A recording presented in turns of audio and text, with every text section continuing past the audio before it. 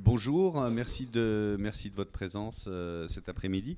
Donc, on a eu l'idée de faire un débat dans le cadre de ce forum sur la confiance, sur la place de l'État aujourd'hui. Donc la place de l'État et la question, finalement, l'État est-il aujourd'hui encore crédible? Ou l'État a-t-il, pardon, perdu tout crédit? On entend, il est beaucoup question aujourd'hui de savoir si l'État doit être un stratège, si l'État doit limiter ses attributs et ses fonctions à un rôle plus régalien, comment on réforme l'État-providence, enfin, beaucoup de questions aujourd'hui sur ce thème, à l'heure où justement il est aussi beaucoup question de réduction de la dépense publique. Et donc voilà, alors pour réfléchir sur ce sujet et en débattre, nous avons invité une historienne qui, je pense, voilà, pour un petit peu sur peut-être une période un petit peu plus longue, nous retracer quelle est la place de l'État bien particulière en France et comment aujourd'hui on envisage un petit peu un redimensionnement de l'État, ou je sais pas, ou un meilleur État, un nouvel État, un État plus régulateur.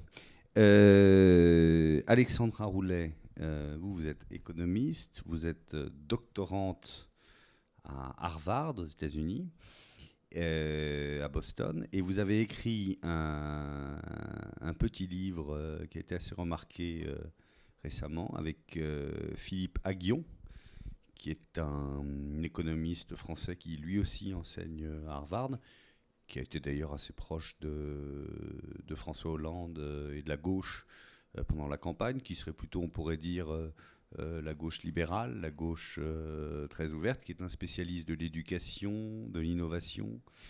Et donc, avec Philippe Aghion, qui est votre professeur, vous avez écrit un petit livre dans cette excellente collection du Seuil, La République des idées, sur repenser l'État. Voilà.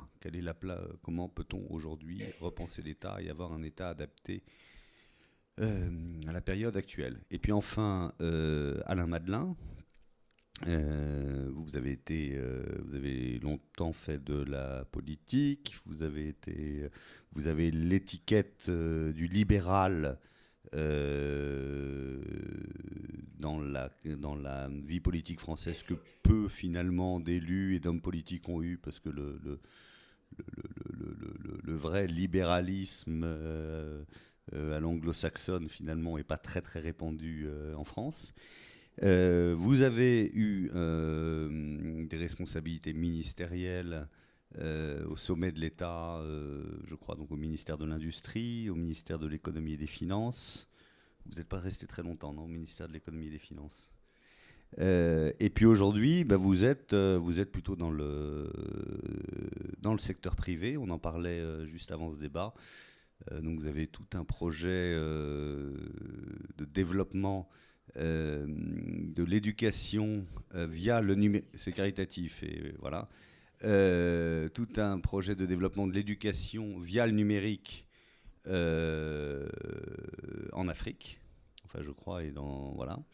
Et puis vous venez de me dire aussi que vous aviez monté un fonds d'investissement, et voilà, et que vous étiez extraordinairement optimiste sur le monde qui nous attend. Voilà, ce qui est quand même assez rare aujourd'hui pour être souligné. Donc, je vous propose de laisser la parole à nos trois intervenants pour qu'ils nous exposent un petit peu comment ils voient la question, le sujet d'aujourd'hui. Peut-être qu'après, on pourra un petit peu faire un débat entre les intervenants, et puis on gardera quand même beaucoup de temps pour que vous puissiez poser des questions et donner votre avis sur ce sujet. Voilà. Donc, écoutez, je sais pas, peut-être on va faire commencer l'histoire, Madame l'historienne. Est-ce que vous pourriez nous dire un petit peu ce paradoxe qui est qu'aujourd'hui, alors même que l'économie sans État, l'économie dérégulée, l'économie très libérale semble avoir connu une grave remise en cause avec la crise de 2008.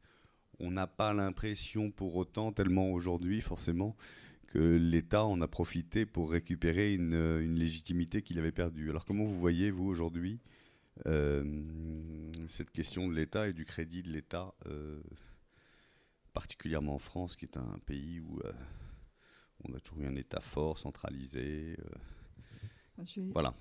Merci. Allez-y. Je vais essayer de vous répondre. Alors, je suis spécialiste quand même d'une période ancienne. C'est la monarchie, c'est l'État royal. Donc, mes travaux ont porté, et mes publications ont porté sur la banqueroute de l'État royal de Colbert à la Révolution. J'ai donc travaillé sur les structures financières de cette époque-là. Alors, je voudrais peut-être dire d'abord, à propos de l'État, d'abord le définir. Pour les historiens, l'État naît aux alentours du XIIIe siècle. Et il est une organisation qui, sur un territoire donné, ça c'est important, la notion de territoire, quand on voit le flottement aujourd'hui du lieu de la souveraineté, du lieu d'incarnation de la souveraineté. Donc l'État naît sur un territoire donné et il dispose des moyens d'action à la fois militaires, judiciaires et financiers. Il a le monopole de la guerre, de la justice et de l'impôt. Alors c'est important à rappeler parce qu'aujourd'hui, souvent, on considère l'État comme une administration, comme un gestionnaire, et on oublie qu'avant l'État de finances, il a existé un État de justice, c'est-à-dire avant que le ministère des Finances soit au cœur du gouvernement, eh bien, c'était la chancellerie. C'est important. Ça signifie aussi que c'était d'abord et avant tout un état de guerre et que l'autorité militaire sur ce territoire garantissait quand même d'abord la levée de l'impôt. C'est important de ce point de vue-là. Alors une fois qu'on a défini l'État, il y a quand même aussi un autre élément à définir qui me semble important dans le débat, c'est la souveraineté. La souveraineté, nous dit Jean Baudin en 1576, c'est-à-dire au moment des guerres de religion, c'est le monopole de la loi. Évidemment, c'est le roi qui dispose de la souveraineté à l'époque dont je parle. Aujourd'hui, c'est le peuple, mais c'est également important de saisir cet aspect des choses. Et aujourd'hui, je pense qu'il faut reclarifier ces rapports entre l'État, la souveraineté, c'est-à-dire la question de l'autorité politique, et le territoire. Au fond, la question aussi qui nous est posée à travers la question du crédit, mais je vais y venir, la question qui nous est posée, c'est aussi de savoir si on peut construire un État sans territoire, comme on peut construire des églises sans paroisse, un État sans territoire, comme il en a existé d'ailleurs avant. Et puis, l'idée que je voudrais faire passer, moi, dans le débat, c'est que finalement, l'État n'est peut-être qu'une excroissance administrative de l'autorité politique. Et on l'oublie, ça, parfois. Ça n'est pas l'incarnation très exactement de la souveraineté. La souveraineté, c'est le peuple, c'est pas l'État. Et il y a une nuance quand même, parce que c'est important, le déficit de confiance tient parfois au fait qu'on mélange les deux. L'État et le peuple, ce n'est pas la même chose. Et il faut peut-être retrouver cette confiance à travers la redéfinition du rôle du peuple. En tout cas, cette dialectique. Alors, on peut revenir évidemment au crédit. Et là, l'historien, c'est assez facile pour lui de montrer que non seulement l'État est une très vieille institution, mais que par ailleurs, il a maintes et maintes fois perdu tout crédit au cours de l'histoire. Ça n'est pas quelque chose de nouveau. Et il retrouve son crédit une fois qu'il purge son système. Ça, c'est assez important à signaler aussi. Alors, ce qui me semble important à l'époque de la monarchie, c'est que l'État faisait corps, comme on disait. C'est-à-dire qu'il n'y avait pas...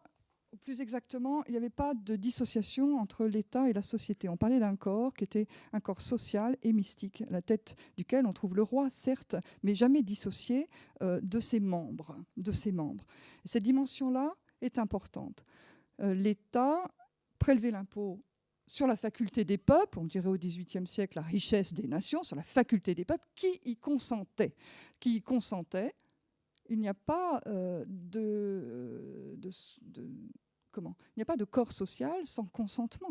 Consentement à l'impôt et au-delà, consentement à la gestion publique. Peut-être que c'est là-dessus qu'il faut aussi peut-être travailler aujourd'hui, cette notion de consentement. Dès que le consentement disparaît, vive le roi sans gabelle, disait-on, et bien à ce moment-là, le problème de la légitimité se pose en politique, et le problème de la confiance, qui est si essentiel au crédit. Donc l'État royal est non seulement un prolongement administratif et gestionnaire d'une souveraineté politique reconnue et établie, mais l'État était vécu comme un corps social. Alors, évidemment, l'impôt est levé, il sert de levier finalement à l'emprunt. Dès l'époque de Colbert, le service de la dette représente à peu près 50% du budget ordinaire, c'est-à-dire que l'impôt ne sert pas à régler la dette. L'impôt sert à lever des emprunts pour faire fonctionner l'État, l'organisation étatique. Ce qui pose problème, ce n'est pas tellement la dette dans l'histoire, ça ne l'a jamais vraiment été. Ce qui pose problème, c'est la gestion de la dette, ce qui n'est pas exactement la même chose. On pose donc là la question des banques qui sont en partie chargées de cette gestion. Quant à la place du capitalisme dans cet État, là aussi, c'est quelque chose d'assez commun. Il n'y a pas d'État, dans la construction historique de l'État, sans accumulation du capital. Il n'y a pas d'État sans capital, et ils sont intrinsèquement liés. Ça me semble important de le rappeler. Les premiers États étaient des républiques italiennes, Florence, Venise, qui sont des républiques de marchands. Et la culture marchande, les marchands, la marchandise, est dans l'État, dès le départ. Alors c'est sûr que les guerres des Valois et des Bourbons ont coûté cher, ont nécessité des emprunts importants, et les hommes d'affaires, en fournissant l'armée, c'est comme ça qu'on le voit, sont devenus les créanciers de l'État, mais en plus, ils sont rentrés dans l'administration, ils ont transformé de l'intérieur la culture étatique. Et ce qui explique que très vite, le roi en quelque sorte a été dépossédé de sa gestion. Et c'est là qu'on retrouve la dialectique État-peuple, ou État-souveraineté, ou État-autorité politique. Le roi a été dépossédé de sa gestion, mais pas l'État. L'État, lui, il est aux mains de gestionnaires, de financiers pour qui ça va très bien. Il est facile de montrer pour un historien que l'entreprise étatique fait l'objet d'une captation en fait, par les financiers, par le capital, qui à l'époque est le capital foncier, la noblesse, et le capital du négoce, c'est-à-dire du commerce international. Donc l'État, à mon sens, ne peut pas perdre son crédit, si on le définit comme ça. Il ne peut pas perdre son crédit. Il est un instrument aux mains de gestionnaires, d'hommes d'affaires, qui sont en relation avec les marchés. Cet instrument qu'est l'État est d'autant plus intéressant que, quand bien même il fait banqueroute, de toute façon, il renaît nécessairement à partir du moment où il a l'autorité sur le territoire pour lever l'impôt, pour les recettes fiscales sur la richesse des nations. Alors, la banqueroute, je vais terminer par là. On a souvent deux situations dans l'histoire. Soit, disons, un système qui se bloque partiellement, soit un système qui se bloque complètement. Le système, quand il se bloque partiellement, c'est valable en France, en Espagne, en Angleterre, enfin partout où on a constaté ces choses-là à l'époque moderne. Eh bien, c'est assez simple. Une fois qu'on sort de la guerre, parce que c'est la guerre qui génère la dette à l'époque moderne, donc une fois qu'on sort de la guerre, eh bien, on retrouve la maîtrise de la trésorerie, on convertit la dette flottante en dette à plus long terme, on convoque les financiers dans une chambre de justice. Alors les chambres de justice de l'époque moderne, elles étaient bien pratiques, mais évidemment, on convoque les financiers pour les taxer, parce qu'on trouve qu'ils se sont enrichis indûment pendant les guerres, au moment où il s'agissait de fournir l'armée, et donc on les taxe, mais en même temps, on les préserve, parce qu'il faut préserver l'avenir, il faut préserver, ce sont les banquiers de la monarchie quand même, Donc on a tout un tas de systèmes d'aménagement. Mais enfin, en général, une fois qu'on a liquidé les dettes de guerre, on reprend une gestion patrimonialisée de l'État, du territoire, qui est une gestion qui délègue au privé, en quelque sorte, les affaires. Quand le système se bloque totalement, c'est dans ce cas-là une révolution. C'est que les fondements économiques et sociaux de l'État sont en cause. Alors c'est le cas évidemment en 1787, au moment de la banqueroute, au temps de Louis XVI, de la banqueroute des trésoriers de la guerre et de la marine, qui génère l'appel aux États généraux, et puis finalement donc la révolution.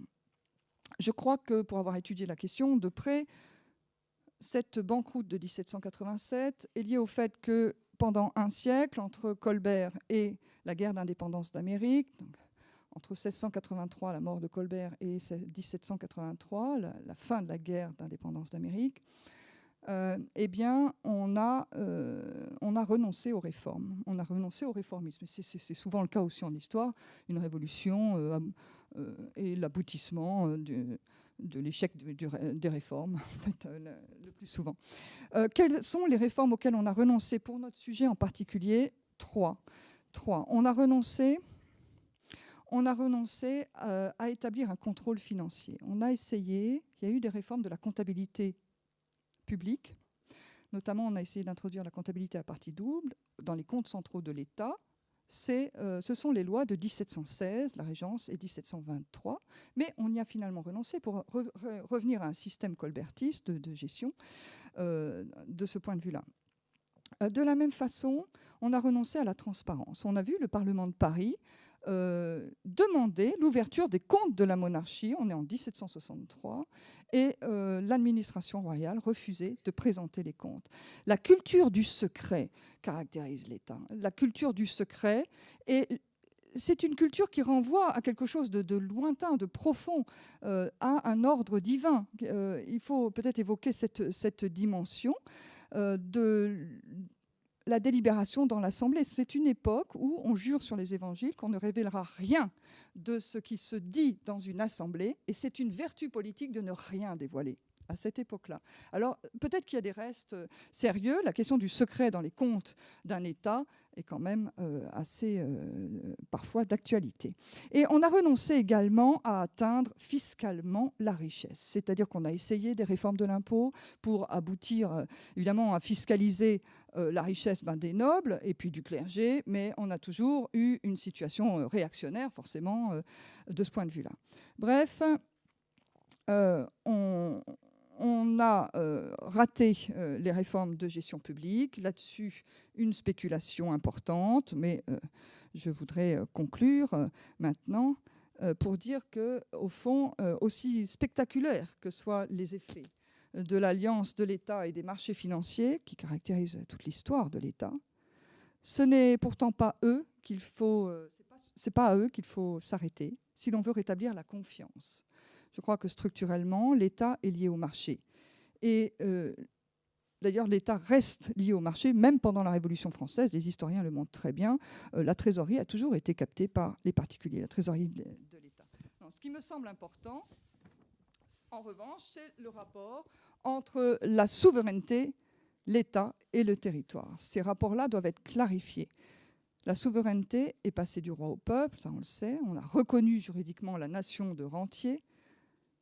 Mais la gestion de la dette, en passant dans les mains des représentants du peuple, eh bien, a permis à cette époque-là, pendant la Révolution française, de redéfinir le corps social, l'État comme corps social. Et je crois que c'est ça la réussite de la Révolution française, c'est d'avoir renoué les liens entre l'État et la souveraineté d'une autre manière. C'est l'État-nation. Aujourd'hui, cet État-nation est en cause, et je crois que le fondement de la perte du crédit est en partie là, c'est-à-dire qu'il faut reclarifier clairement les rapports entre l'État et la souveraineté et dire clairement où est le lieu de la souveraineté. Parce qu'à ce moment-là, on peut se réapproprier les moyens de l'État. Voilà. Merci beaucoup. Merci, oui.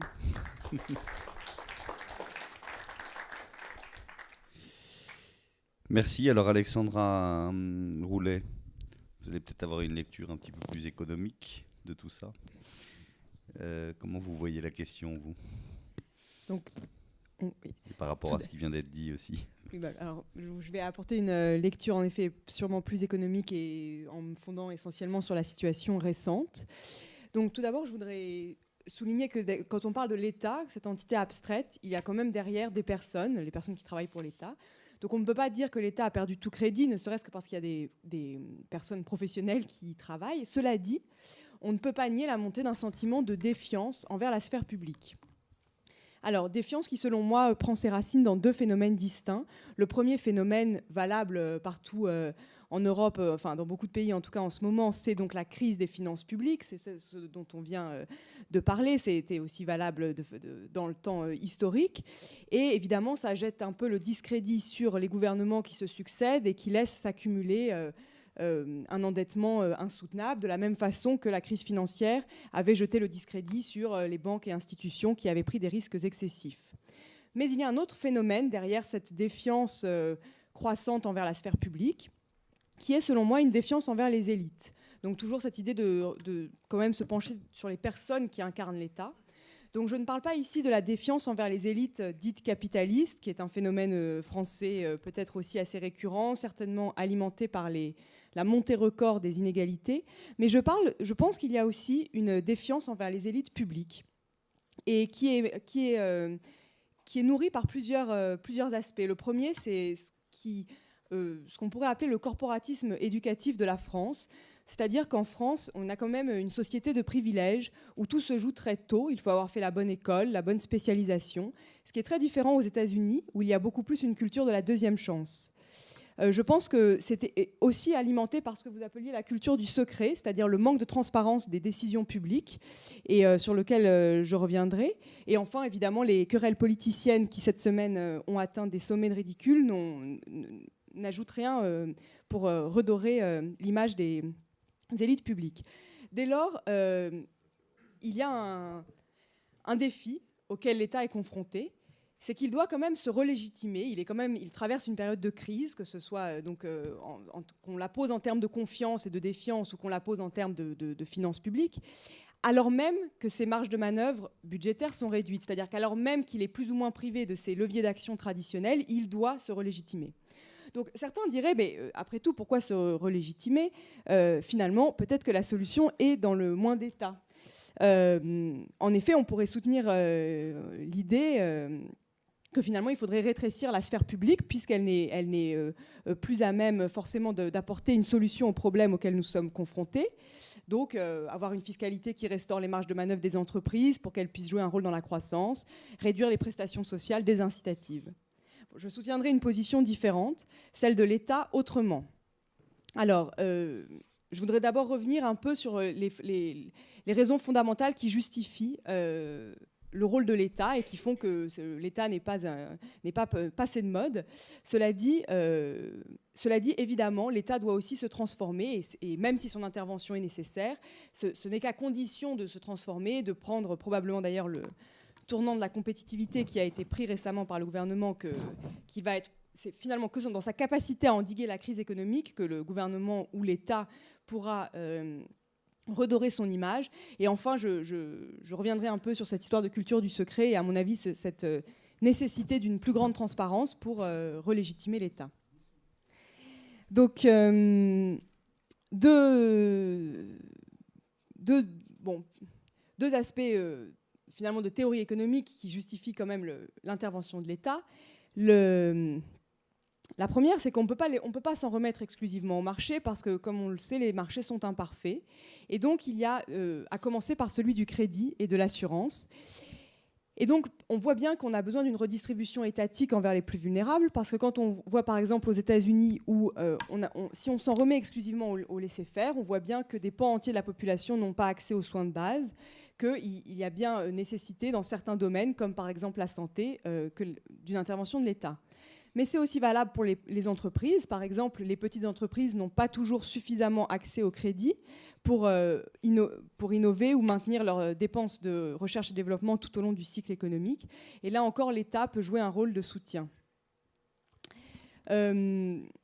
l'autre élément de la théorie économique fondamentale qui justifie l'intervention de l'État, c'est ce qu'on appelle les externalités. Donc, on ne peut pas reprocher aux agents économiques de prendre leurs décisions exclusivement en fonction de leur intérêt propre. Quand une entreprise prend ses décisions, évidemment, elle prend ses décisions en fonction de ses coûts de production, de ses ventes anticipées, c'est normal. Mais lorsque ces décisions impactent l'environnement, par exemple, je veux dire, l'environnement au sens large, les autres personnes autour d'elle, on va dire, l'État doit intervenir pour plus ou moins obliger cette personne à prendre en compte l'impact de ses décisions sur autrui. Donc, par exemple, pour prendre l'environnement au sens strict, si une entreprise pollue, c'est via des taxes ou des réglementations que l'État oblige l'entreprise à prendre en compte le fait qu'elle pollue dans ses choix de production.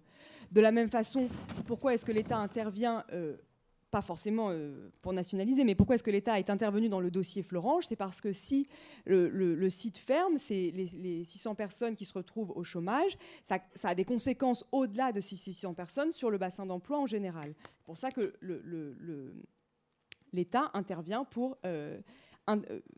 internaliser l'impact des décisions des entreprises ou des intérêts particuliers. Bon, cela dit, ce détour pour justifier l'intervention de l'État ne doit pas nous faire oublier que l'État doit se transformer. Alors, je vais être finalement assez brève. En fait, pour résumer, c'est quand même le diagnostic du rapport Gallois sur le manque de compétitivité de la France qui résume assez bien la situation. Donc, par exemple, l'État peut et doit intervenir comme il le fait donc, parmi les mesures qui sont proposées, celle de la dévaluation fiscale, ou autrement dit du crédit pour la compétitivité et l'emploi, qui consiste à alléger la fiscalité des entreprises et en contrepartie augmenter la TVA, et le mécanisme derrière cela étant de favoriser les exportations françaises et une sorte de façon de répliquer la dévaluation auquel les pays n'ont plus accès maintenant qu'on est dans la zone euro. Donc à la fois ce genre de situations qui peuvent permettre de remettre la France sur la voie de la compétitivité, tout en soulignant que ce ne peut être que des solutions partielles, parce que les ordres de grandeur de ce genre de mesures n'ont rien à voir avec les effets qu'on pouvait obtenir quand on dévaluait de 30% une monnaie. Ça avait un effet évidemment beaucoup plus fort que quand on joue comme ça à la marge. Donc c'est pourquoi il va falloir des réformes beaucoup plus globales, notamment du marché du travail. Par exemple, je pense qu'il faut mettre fin à la dualité du marché du travail entre contrats précaires et emplois protégés. Le fait d'avoir deux types de contrats introduit des distorsions inefficaces. De nombreuses études l'ont montré. Et l'État a aussi un rôle à jouer parce qu'il y a une époque qui est désormais révolue, c'est l'époque où le salarié passait 30 ans de sa vie et de sa carrière professionnelle dans la même entreprise. Maintenant, on est à une époque où ce qu'on appelle parfois le phénomène de destruction créatrice s'est accéléré, c'est-à-dire que par définition, les salariés vont devoir s'habituer à une transition d'emploi à emploi beaucoup plus fréquente. Mais c'est ici que l'État a aussi un rôle à jouer pour permettre aux salariés d'effectuer cette transition. Donc, par exemple, en Espagne, l'Espagne souffre de s'être spécialisée de façon excessive dans l'immobilier et la construction, alors que maintenant la bulle a éclaté. Bon, il faut reconvertir toutes ces personnes qui ne vont plus pouvoir travailler dans les mêmes proportions dans ces deux secteurs. Et c'est là où l'État peut jouer un rôle pour faciliter les transitions et les accompagner. Dernier point, et j'en ai fini, c'est ce qu'on disait donc tout à l'heure. Pour retrouver véritablement sa légitimité, la puissance publique se doit d'être plus transparente. Alors, je voudrais juste prendre un exemple qui est la culture d'évaluation des politiques publiques. Alors certes, aujourd'hui, on brandit souvent ce mot d'évaluation. De nombreuses commissions sont créées ici et là. On a confié en 2008 à la Cour des comptes une mission d'évaluation des politiques publiques. Mais on n'a pas encore en France, une culture de l'évaluation systématique et indépendante des politiques publiques. Donc, par exemple, aux États-Unis, ou même c'est le cas aussi en Angleterre, donc le modèle anglo-saxon de ce point de vue-là est assez bon, il y a des organismes qui dépendent du Parlement, qui sont dotés de budgets et d'effectifs très importants et qui ont pour mission d'évaluer tous les textes de loi qui sont proposés avec une estimation des coûts, des bénéfices escomptés, et également d'évaluer ex post toutes les politiques adoptées. Les rapports de ces organismes sont suivis des faits dans 80% des cas. Et donc, non seulement cette évaluation est systématique, mais elle est indépendante de l'exécutif au sens où les personnes qui sont chargées de ces évaluations sont souvent des universitaires qui sont nommés pour des périodes assez courtes, typiquement 2 ans. Eux-mêmes, ils sont chapeautés par un autre panel qui est aussi renouvelé, etc. Ce qui est très différent de, par exemple, la Cour des comptes, où on peut supposer que ces énarques qui ont été dans la même promotion que certains des décideurs publics qu'ils évaluent se trouvent parfois pris dans des situations compliquées pour mener une évaluation véritablement rigoureuse et transparente. Donc voilà, je voulais juste souligner quelques raisons qui justifient l'intervention de l'État, dire que l'État doit absolument opérer un tournant et ne peut pas se scléroser dans son modèle sous peine d'arriver à une situation de blocage total comme vous le soulignez dans certains exemples historiques, et qu'il y a aussi une nécessité de réforme plus institutionnelle pour cela.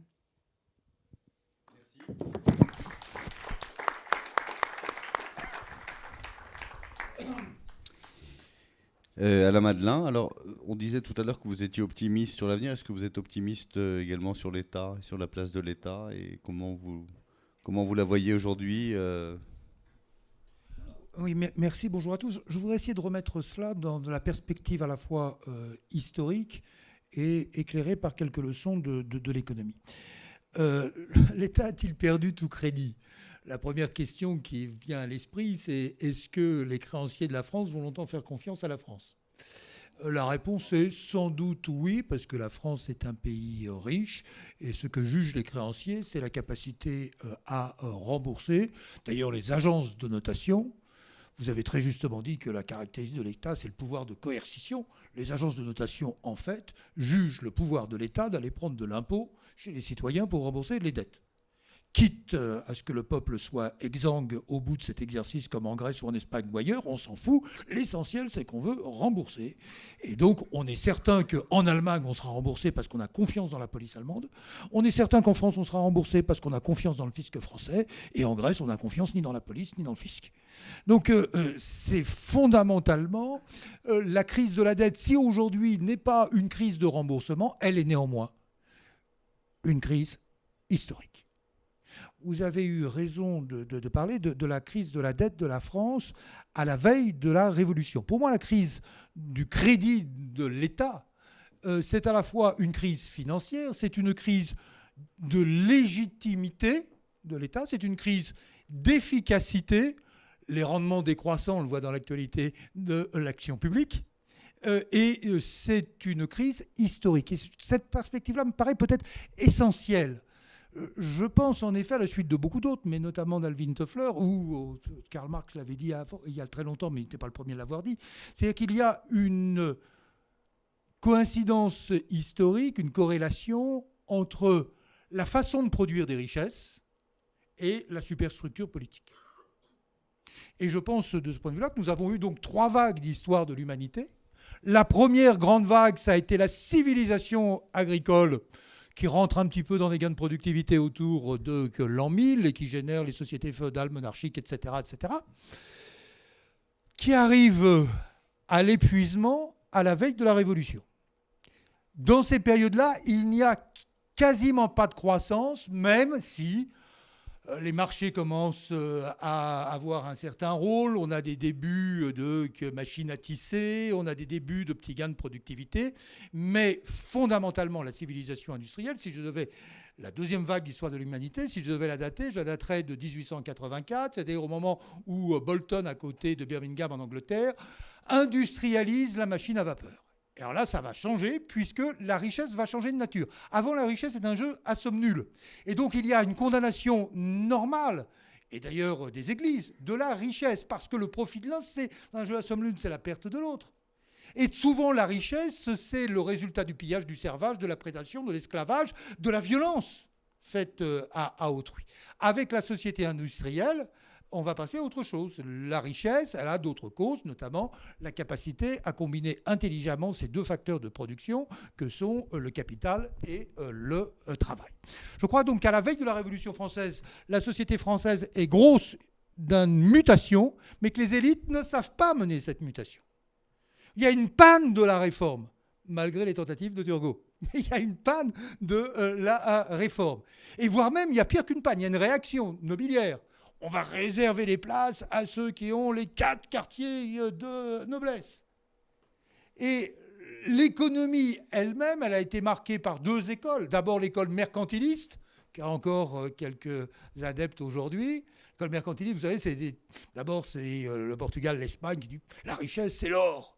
Donc il faut avoir le maximum d'or. On accumule de l'or. Comme le bien de la production, c'est exactement la même chose. Donc n'a pas changé. Donc les prix s'envolent, ça désorganise complètement les sociétés. Ça sera un échec effroyable. Ce sera imité notamment par les Français qui diront mais nous on n'a pas d'or, mais on a la capacité d'en avoir. Donc l'essentiel de la richesse, c'est la balance du commerce. Donc il faut exporter et surtout pas importer. Ça a quelques rappel historique aujourd'hui. Et c'est d'abord Sully qui dit on va commencer par faire de la richesse à partir de la terre, puis Colbert à partir des manufactures, et on va rentrer dans une certaine forme d'économie dirigée qui est totalement bloquée à la veille de la Révolution, notamment bloquée aussi par les corporations qui sont autant de freins à l'initiative. Bref, la société française, elle est grosse d'un nouveau mode d'expression économique, et puis elle est bloquée. On réagit négativement, il y a un blocage de la société, et il faut la Révolution française pour accoucher 2 choses, une transformation profonde de l'idée de souveraineté, sur laquelle je reviendrai, et la liberté du commerce et de l'industrie. De façon tumultueuse, etc., c'est pas question de revenir là-dessus, mais toujours est-il que c'est une rupture. Et il en est ainsi souvent des crises de la dette. La crise de la dette à la veille de la Révolution française, on a à peu près le même niveau de dette qu'aujourd'hui. On a à peu près le même niveau de déficit qu'aujourd'hui. La comparaison historique est amusante. Mirabeau, à l'époque, dit la dette de la nation, la dette de la France, c'est le trésor de la nation. Pourquoi dit-il ça ? Parce que il faudra bien que l'État réunisse les États généraux, que le roi réunisse les États généraux, pardon, pour trouver le moyen de payer la dette. Et donc là, nous pourrons impulser les réformes nécessaires, notamment, vous l'avez dit, les réformes de l'impôt, l'injustice des biens du clergé, de la noblesse, etc. etc. Et ce que disait Mirabeau, cela s'est fait. Mais on a en même temps passé de la société agricole à la société industrielle. La société agricole, c'est la deuxième école économique, les physiocrates, qui sont les premiers vrais économistes qui apparaissent à la veille de la Révolution française, mais qui, eux, font une très belle théorie économique, on a encore beaucoup de réminiscences de cette théorie, mais qui passent à côté, qui ne voient pas la révolution industrielle. Pour eux, la richesse, elle est dans la terre. On met un grain de blé, et puis, grâce au soleil, quelques temps plus tard, on en a 10. Voilà. Donc, il y a un multiplicateur, une fécondité naturelle de la terre. On passe à côté de la révolution industrielle. Et aujourd'hui, je pense que nous arrivons à la 3e grande vague, c'est chez Alvin Toffler, tout ça, la 3e grande vague d'histoire de l'humanité. Le système de production de richesse change profondément.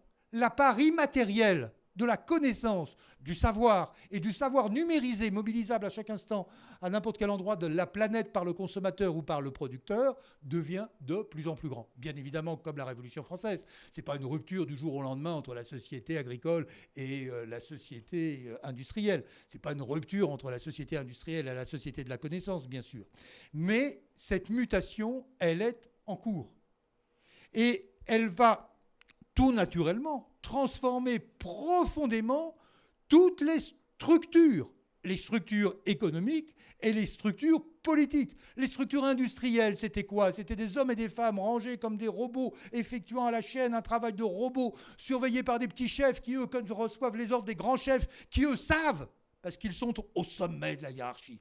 Être au sommet de la hiérarchie, c'est savoir. C'est fini, ça. C'est totalement fini. Il y a plus d'intelligence dans la multitude, dans ce savoir collectif, que dans le savoir de, par exemple, ceux qui nous gouvernent aujourd'hui ou hier. Mon propos sera bien évidemment exactement le même. Donc, il y a une transformation profonde de la création de richesse. Les entreprises se transforment, se mondialisent, se start-upisent, tout ce que vous voulez. Et les structures politiques restent figées, particulièrement en France, sur les structures de l'État-nation. De l'État-nation qui avait calqué au fond son mode d'organisation sur le système taylorien de la société industrielle. Et c'est particulièrement vrai en France. Si vous êtes aux États-Unis, qu'est-ce que c'est que l'Amérique? L'Amérique, c'est une idée de la liberté. Si vous êtes en Allemagne, c'est un peuple. Si vous êtes en Angleterre, l'Angleterre, c'est une démocratie. Si vous êtes en France, c'est un État. La France, c'est historiquement un État. Donc ça fait partie, beaucoup plus que d'autres pays, de notre identité. Et une crise de l'État, c'est pour ça qu'elle est vécue comme un peu une sorte de crise de notre identité nationale. Et on a plus de mal que d'autres à réformer notre État. Et pourtant, il ne s'agit pas de relégitimer l'État en essayant de retrouver l'État d'hier. C'est une chimère absolue. Il s'agit de réinventer, ou d'inventer plus exactement, l'État de la société qui correspond à la civilisation mondiale de la connaissance numérisée. Et là, je vais avoir une divergence, c'est la seule que j'aurai, mais sur la notion de souveraineté. Je crois que la notion de souveraineté, chaque fois qu'on parle de l'État, chaque fois qu'on parle de crise, c'est quelque chose d'essentiel. Comme les crises de la dette ont une fonction révolutionnaire. Souvent, la crise de la dette à la Révolution française, c'est on liquide le vieux, et avec la banqueroute de 1793, on liquide le vieux pour permettre au neuf d'apparaître. Et là, le seul fait qu'on parle beaucoup de souveraineté, c'est encore un signe que nous vivons une période authentiquement révolutionnaire. La première question de la souveraineté, c'était le monarque, c'était la religion, c'était la théocratie, tout ce que vous voulez, etc. Puis arrive la Révolution française. Vous dites la Révolution française fait la souveraineté populaire. Ah non, la Révolution française, elle fait les droits de l'homme. Et les droits de l'homme, c'est d'abord cette idée que chaque homme a en tant qu'homme des droits antérieurs et supérieurs à tout pouvoir. C'est Antigone. Au-dessus des lois que les hommes peuvent faire, il y a des lois de la nature qui m'autorisent à enterrer mon frère. Je veux dire, ces lois, elles sont dans la conscience de chaque homme. Elles sont liées à la nature de l'homme. C'est la grande idée qui est dans la Révolution française et qui va aboutir, qui va aboutir aux droits de l'homme.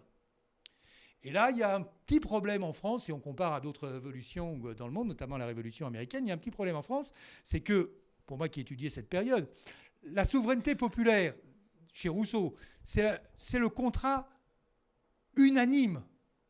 C'est au fond les règles du jeu collectif que, par la raison, de façon un peu fictive, on accepte parce qu'on sait que ce sont des règles dont on va tous bénéficier. Et puis ce concept de la souveraineté populaire, souveraineté du peuple, il va devenir souveraineté populaire et souveraineté de la majorité. Ce n'est pas la même chose, la souveraineté de la majorité. La souveraineté de la majorité, elle peut être totalement contradictoire, nous le savons bien, avec les droits de l'individu.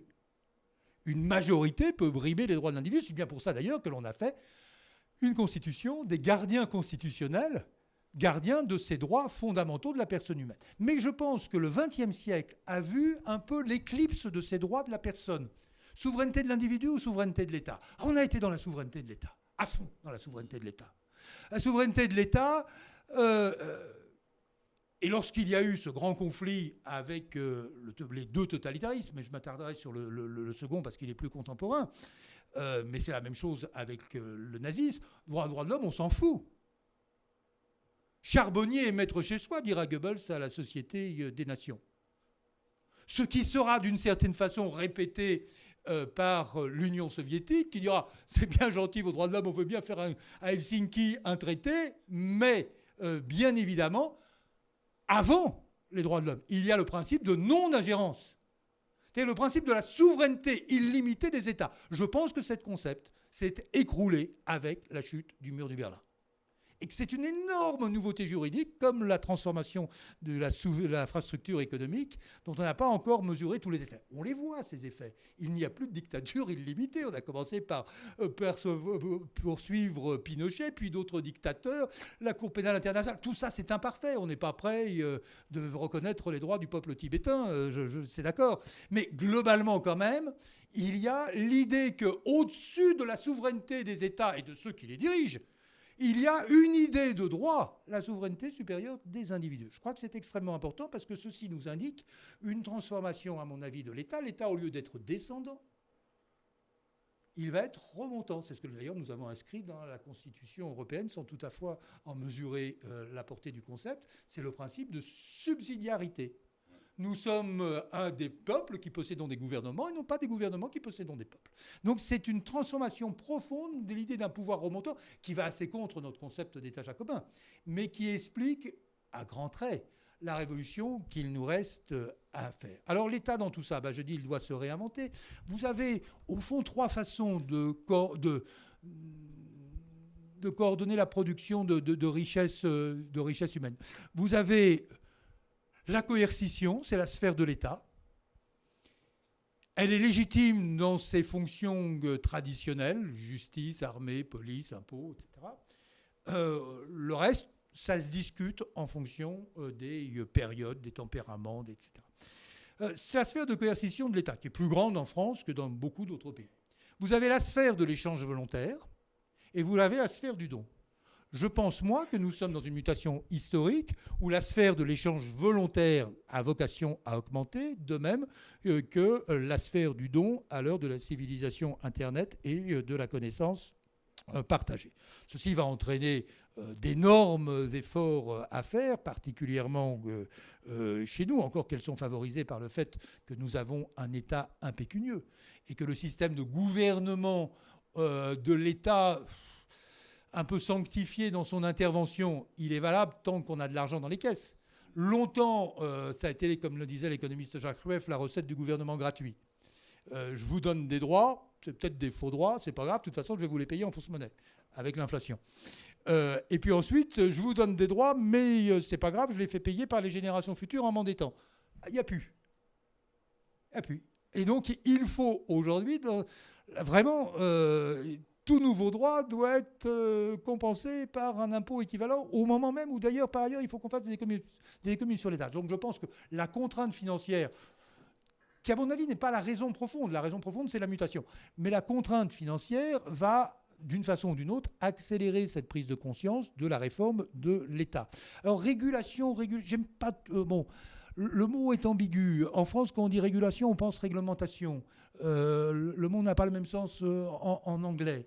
Vous avez des mécanismes automatiques de régulation. Vous disiez tout à l'heure, on a évoqué l'environnement. Vous avez un mécanisme disant qu'il faut que l'État intervienne parce que les gens doivent être responsables. Oui, bien sûr. Mais je vous assure que le 1382, 1384 du Code civil, chacun est responsable du dommage qu'il commet, appliqué à l'environnement, c'est redoutable. Et que je pourrais vous faire l'analyse d'un siècle de droit administratif qui a consisté à faire échapper justement les activités économiques à ce principe de responsabilité. Votre porcherie, elle gêne peut-être votre voisin, c'est pas grave, elle a eu l'autorisation administrative. On pourrait gloser là-dessus. Donc il y a une régulation par le droit, il y a des mécanismes de régulation qui sont des mécanismes où vous ne commandez pas la température de votre radiateur à partir d'une tableau de commande de votre immeuble, mais vous avez un thermostat. Donc, vous voyez, vous avez derrière cette conception de l'intervention de l'État, on aura toujours besoin bien évidemment d'État, dans ses fonctions régaliennes, dans ses fonctions de redistribution, plus exactement de filet de sécurité, il faudra expliquer ce que l'on peut faire. On aura toujours besoin, bien sûr, de réglementation, mais dans la grande société, la société ouverte, le nombre de règles qui doivent être des règles abstraites, valables pour des acteurs inconnus dans des circonstances inconnues à des moments inconnus, un peu à l'analogue à celle que je viens de dire, 1382 et 1384 du Code civil, qui sont des règles sur lesquelles les gens calquent leur comportement, sont des règles qui sont efficaces. Je veux dire, une bonne règle on a énormément de réglementation pour notre secteur financier. J'admire les gens qui dépensent des milliards pour trouver la réglementation la plus pointue, pour faire exercer cette surveillance, avec de l'autre côté des gens qui sont beaucoup mieux payés et qui étudient toutes les façons d'échapper à cette réglementation. La lutte entre l'armure et l'épée n'est pas toujours du côté des régulateurs. Ceci pour dire qu'une bonne règle de faillite, vous êtes responsable sur vos biens propres des bêtises que vous avez faites, c'est pas mal non plus. Et je ne vais pas rentrer dans ce débat, mais juste pour montrer que vous pouvez avoir une société de régulation qui ne signifie pas pour autant une société de réglementation tatillonne. Et je pense que le monde ouvert dans lequel on va vers davantage de ces régulations, et que s'il fallait parler de qu'est-ce que va devenir l'État à l'heure de la révolution Internet et de la mondialisation, bien sûr, c'est pas prêt de disparaître, mais nos États sont bien fourbus, ils sont obligés de se remettre en cause. Et ce dont nous avons besoin, c'est un État de droit mondial. Mais État de droit mondial, ça ne veut pas dire un État, un super État mondial. L'État de droit, c'est un État soumis au droit. C'est le fait qu'il y ait un droit, encore une fois, supérieur et antérieur aux États. On a besoin de l'émergence de ce droit mondial pour réguler les activités humaines, privées et publiques. Vous voyez bien que mon propos, c'est de se dire, bon, on ne va pas restaurer l'État d'hier, on est dans une profonde période révolutionnaire, l'avenir est fantastique. Vous m'interrogez sur ce point. Oui, l'avenir est fantastique. J'ai essayé de faire ces dernières années un voyage un peu dans le futur, au contact des laboratoires, des centres de recherche, des entreprises, etc. Je reviens avec d'excellentes nouvelles. Mais vraiment d'excellentes nouvelles. Vous avez 2 moteurs de croissance qui sont allumés à plein, qui tournent à plein régime. L'un, c'est la mondialisation, malgré toutes ces critiques, etc. C'est l'optimisation des talents à l'échelle de la planète. L'autre, c'est l'innovation, c'est la création destructrice. On n'aime pas la destruction, donc on n'a pas la création. Mais néanmoins, ce qu'il y a en matière d'innovation dépasse l'imagination. Je disais tout à l'heure, juste un dernier chiffre pour fixer les esprits. Si vous regardez ce que nous avons fait dans le domaine de la révolution Internet, du numérique, depuis le premier microprocesseur, 1971, la loi de Moore, le doublement de la puissance, etc., tous les 18 mois, jusqu'à maintenant, quel chemin parcouru extraordinaire. Nous avons tous dans notre poche 10 fois la capacité d'informatique qui a envoyé un homme sur la Lune. Mais si je me mets 2040, la même distance, 2040, c'est pas si loin 2040. Dans le rétro, c'est l'époque où Jacques Delors était président de la Commission européenne. C'est pas abominablement loin, mais peut-être pour des jeunes ici, mais bon, pas tant que cela quand même. 2040, et je me mets au sommet de l'Himalaya, 8848 mètres. Et je me retourne sur le chemin que nous avons déjà parcouru. Nous avons fait 3 cm. Sur ce qui est le cœur, mais il y a bien d'autres choses. On pourrait parler de nanotechnologie, la reconstruction molécule par molécule de toutes nos usines à l'échelle du millionième de mètre. On pourrait parler de la génétique, etc. Ce qui se passe est fantastique. Nous n'avons encore rien vu. Comment ne pas croire que nous allons vers une société d'hypercroissance? Et quand je dis une société d'hypercroissance, ça ne signifie pas que ce sera la même croissance en plus grand. Ça signifie que à la fois, il y aura une accélération considérable de la façon de produire des richesses et en même temps, une transformation, bien évidemment, de la notion de richesse elle-même. C'est-à-dire que nous avons toutes les raisons d'être optimistes. Toutes les raisons d'être optimistes si on sait faire notre révolution. Et c'est la seule petite question. J'ai dit tout à l'heure que nous vivons dans une période révolutionnaire. Est-ce que nous allons voir le train passer, rester sur le quai? Est-ce que nous allons monter? Il y a une grande interrogation. Le grand historien des civilisations, Arnold Toynbee, disait que dans de telles périodes révolutionnaires, dans l'histoire des civilisations, il y avait 2 solutions. Où les élites savaient comprendre et conduire le changement, et les peuples gardaient leur confiance, crédit, aux élites, où elles ne savaient pas, et les peuples changeaient d'élite. Vous voyez bien que nous vivons une période révolutionnaire. Merci.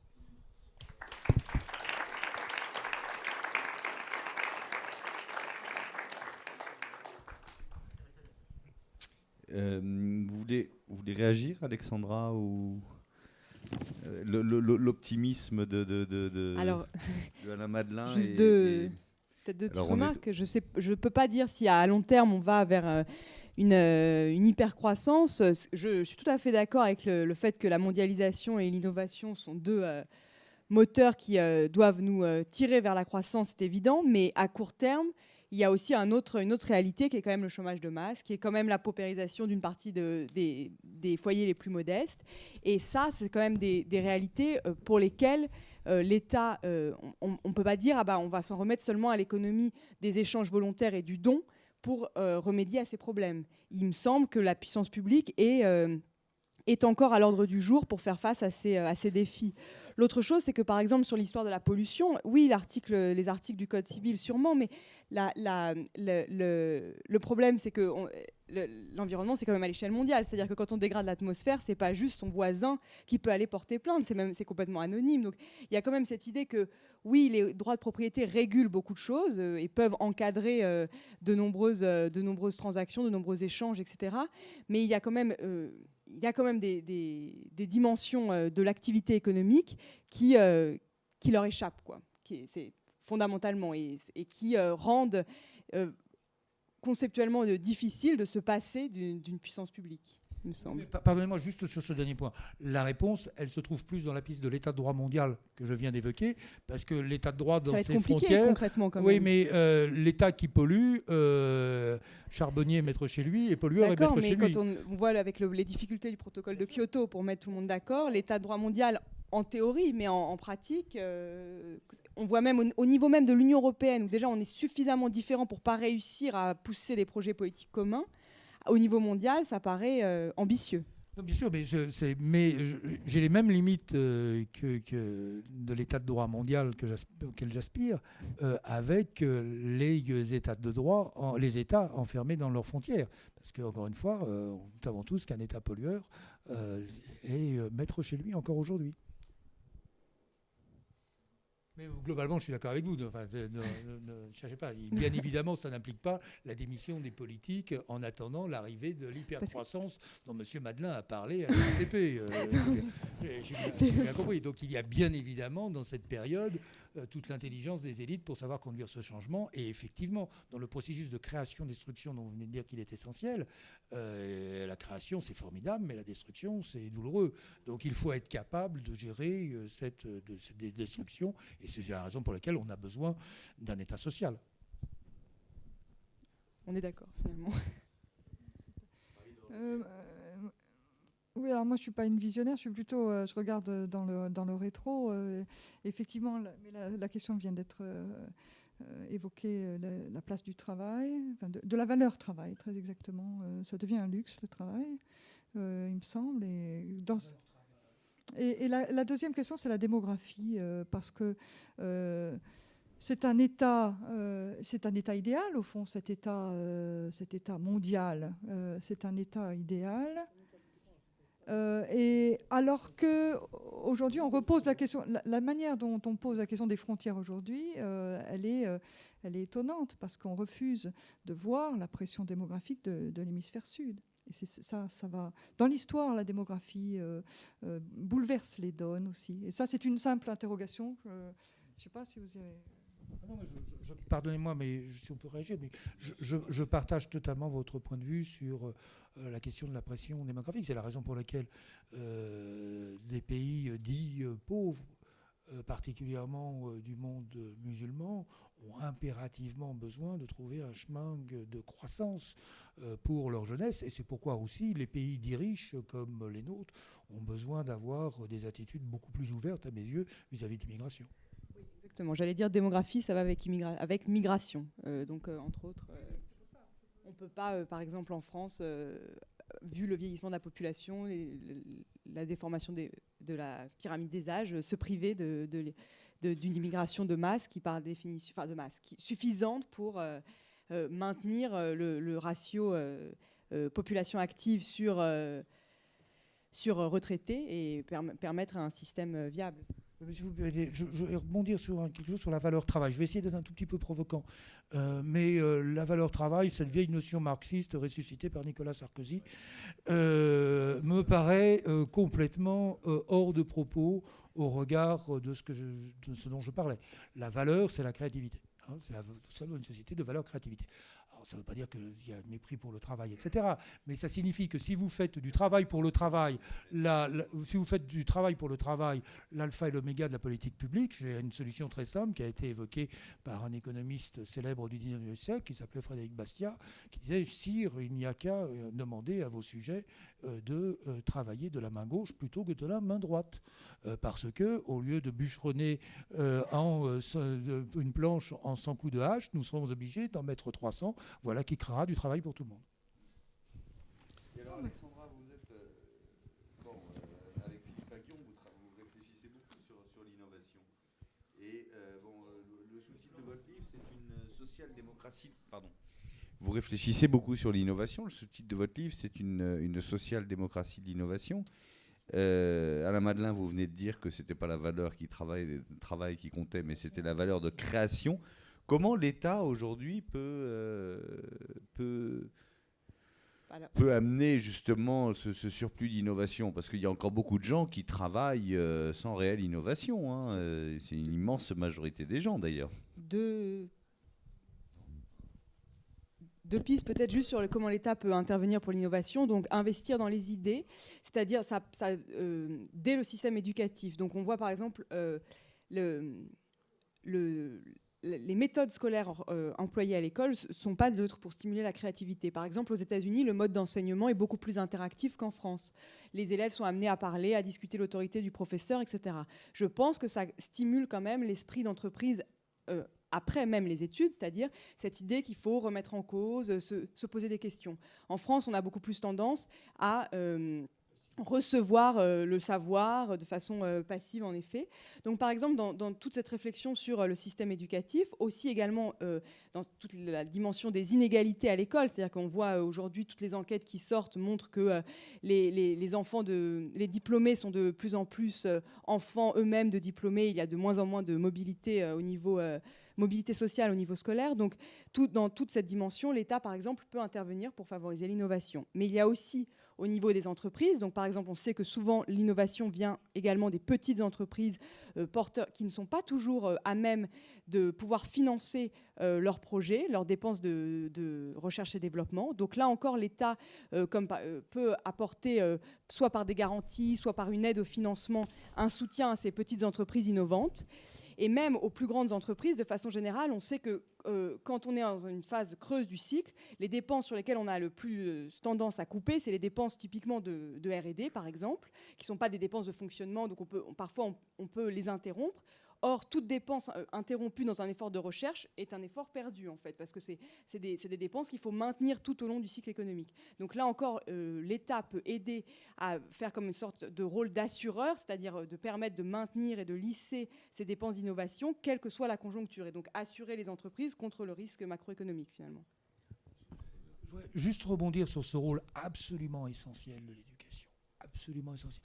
Et effectivement de la stimulation de la créativité. On fait des progrès considérables dans les sciences du cerveau et sur la créativité. On est capable de faire des exercices de gymnastique cérébrale pour stimuler la créativité à tous les âges. Ceci est monstrueusement ignoré par notre éducation nationale. J'ai réuni il y a un an aux Arts et Métiers un colloque avec tous les grands spécialistes du cerveau. Ils disent qu'est-ce qu'on est content que vous nous réunissiez parce que c'est la première fois qu'on nous réunit pour parler d'éducation. Enfin, c'est quand même assez extraordinaire. Bon, juste pour rebondir là-dessus, si vous me demandez qu'est-ce que l'on peut faire, je vais vous donner une idée, mais je l'ai donnée au précédent gouvernement, je l'ai redonnée à cet actuel gouvernement, je vais aller revoir le Premier ministre là-dessus prochainement, mais sur cette tablette-là, qui est beaucoup trop chère. On en fait des moins chers. Vous avez l'Arcos à $80 et le ministre indien le ministre indien l'a annoncé en réalité bientôt à $15, mais elle sort à 40. Donc sur cette tablette bientôt à $15, je peux mettre l'ensemble du parcours scolaire, les meilleurs cours avec les meilleurs professeurs, avec des exercices interactifs, avec du riche média, avec toute la formation professionnelle, gratuitement donnée à l'ensemble de l'humanité. Ça ne s'appelle pas une révolution, ça? On peut le faire. La France peut être à l'avant-garde de ce domaine-là. C'est facile, ça coûte zéro dans le budget. Zéro dans le budget. C'est relativement simple.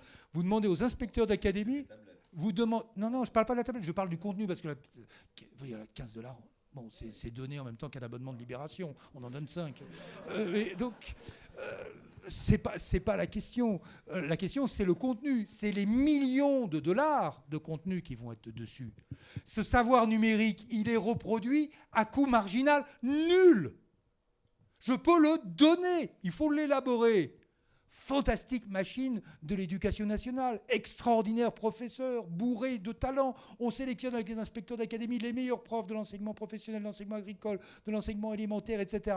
On leur demande de faire leurs meilleurs cours. On les aide un petit peu avec le CNDP. On a tous les moyens qu'il faut pour mettre leurs cours à ce format-là. En 18 mois, c'est fait. On a mis l'ensemble de nos programmes et on peut les donner au monde. Ah, c'est une révolution.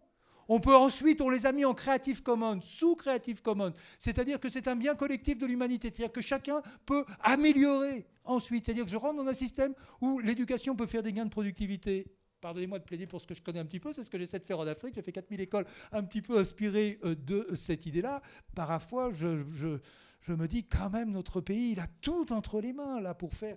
Et là, je suis quoi vous direz, moi je pense que c'est libéral, mais c'est pas la question. C'est la gratuité, c'est l'intervention publique, c'est la modernité technologique, c'est les nouvelles lois de l'économie. Enfin, c'est tout ça mélangé. C'est-à-dire que là, j'échappe totalement à la gauche et à la droite. Je suis dans un autre monde, et ce qui montre bien, pardonnez-moi d'avoir développé cet exemple, mais que nous entrons dans un nouveau monde. Là-dessus, c'est vrai que par exemple à Harvard, certains des cours sont filmés, disponibles en ligne, en podcast, etc. Donc c'est vrai qu'il y a une révolution qui est en train de... Et quand ils utiliseront le logiciel français sans Corée, ils pourront faire beaucoup mieux. Très bien. Peut-être qu'on va vous donner un petit peu la parole. Des questions, des réflexions. Allez-y. Donc il y a monsieur au premier rang qui veut intervenir.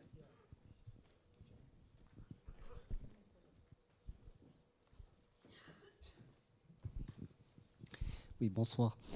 Je voudrais revenir au thème Saad Zerouni.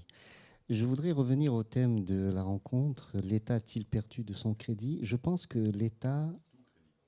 Tout crédit. Je pense que l'État français, et pas seulement l'État français, la plupart des États membres de l'Union européenne ont déjà perdu beaucoup de leur crédit. Pour une raison très simple, c'est que toutes les décisions économiques, stratégiques des pays membres de l'Union européenne sont subordonnées à l'accord de l'Union européenne. Donc il y a déjà là une perte de la souveraineté économique. Donc je ne sais pas, est-ce qu'aujourd'hui un État comme la France et les autres membres de l'Union européenne pourraient prétendre être souverains et même être crédible vis-à-vis de ses administrés. Il y a une deuxième cause, c'est, M. Madeleine a fait référence à la régulation. Quand on voit que les États-Unis s'opposent farouchement depuis des années à la régulation des marchés financiers, et on sait que cette non-régulation des marchés financiers, les graves conséquences qu'elle a eues sur pas mal de pays du monde, et que l'Union bancaire européenne créée tout récemment, justement pour essayer de rééquilibrer les choses et surtout de contrôler les transactions financières, ne cesse pas de demander aux États-Unis d'accepter une régulation de ces marchés, et les États-Unis refusent. Donc je considère que la plupart des pays européens ont perdu énormément de leur souveraineté économique et de leur crédibilité vis-à-vis des États-Unis qui font ce qu'ils veulent.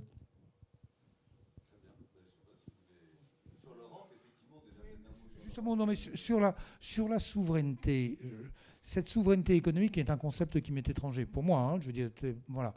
Donc essayer de retrouver la souveraineté économique d'hier me paraît un exercice vain, puisque, comme je vous l'ai dit, on est en train de transformer profondément la notion de souveraineté. Et si je regardais en Europe, je pense que les pays qui s'en sortent le mieux, ce sont les pays qui, justement, se sont vraiment ouverts. Essentiellement les social-démocraties nordiques réformées.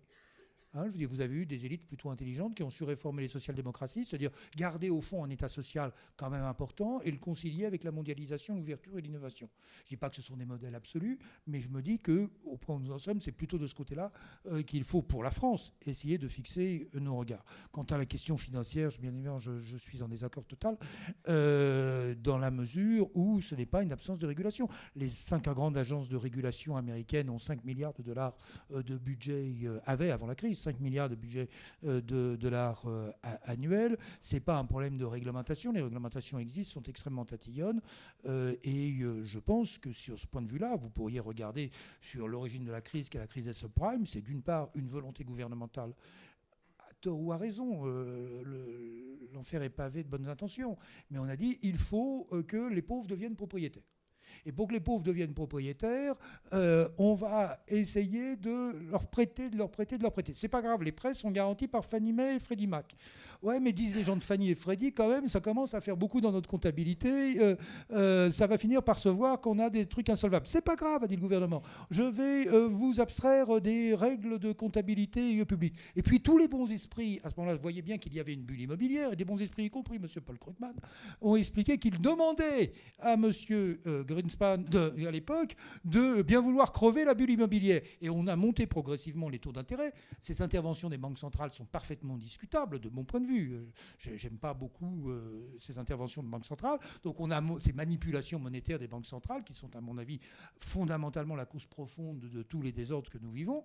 Mais donc il a monté pour crever la bulle. Il a crevé la bulle. Bravo, le résultat, on y était. Ajouté à cela le fait que les normes IFRS, qui là encore c'était quelque chose, le régulateur avec les meilleures intentions du norme a fait des normes qui malheureusement étaient totalement contracycliques. C'était bien quand tout fonctionne bien, mais quand les choses s'écroulent, ça a propagé la contagion et ça a fait écrouler le système.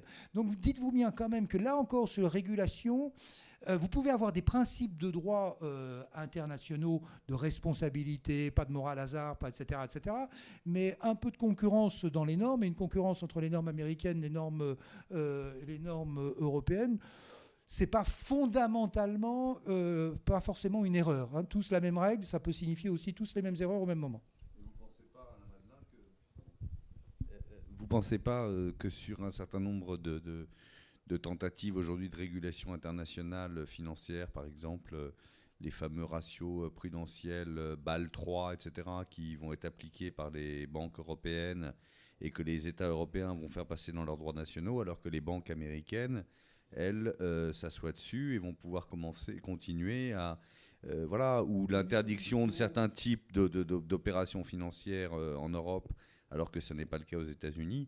Et je peux prendre aussi un autre exemple, par exemple sur le climat, qui est que les entreprises américaines s'affranchissent totalement des protocoles, type protocole de Kyoto, etc., alors que les entreprises européennes, il y a un certain nombre de contraintes qui pèsent sur elles et qui sont liées justement à ces grands principes internationaux. Finalement, voilà, cette gouvernance mondiale, cet état de droit mondial que eux appliquent dans leur législation et que d'autres pays du monde n'appliquent pas. Mais est-ce que Bâle 3 et Solvency 2, donc les réglementations des banques, la réglementation des assurances, sont les choses les plus intelligentes que l'on puisse faire? C'est une vraie question, on ne va pas rouvrir le débat. Mais Solvency 2, je prends cet exemple de Bâle 3, c'est-à-dire des obligations qui sont faites d'avoir des réserves d'actifs sûrs. Sur le papier, c'est très bien, mais de fait, on éloigne totalement les assureurs du marché des assurances, du marché des actions, de la préparation du futur. Et on les oriente, on fait en quelque sorte une vente forcée des obligations d'État. En disant les obligations d'État, c'est plus sûr et ça se discute. Oui, mais on n'applique pas. Mais par nature, on est différent. On est absolument différent. Prenez l'exemple des Chinois.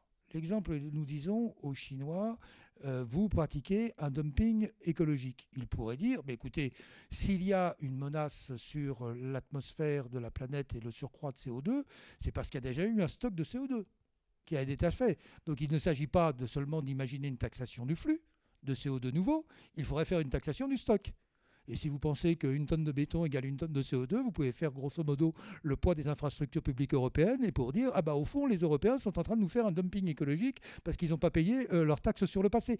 Vous voyez, je m'amuse à dire ça, mais sur chaque sujet, c'est pas si simple, c'est pas blanc et noir, c'est beaucoup plus compliqué. Nous sommes dans une société extrêmement complexe. La complexité ne cesse d'augmenter. Tous les 2 jours, nous produisons davantage de données que depuis l'histoire des civilisations jusqu'à 2003. Tous les 2 jours. Le monde dans cette complexité, penser que l'on puisse s'en sortir avec un État qui lui saurait et qui dirigerait, voilà ce qu'il faut faire, voilà ce qu'il faut faire, je crois qu'il faut avoir la main beaucoup plus modeste. Et c'est pour ça que j'ai parlé tout à l'heure de règles valables pour des acteurs inconnus, dans des circonstances inconnues, à des moments inconnus, des règles générales de conduite qui permettent de dicter la conduite des hommes en fonction du comportement qu'on le souhaite voir accepter, plus en fonction d'un résultat qu'on les obligerait à avoir. Mais bon, c'est un grand débat sur la régulation.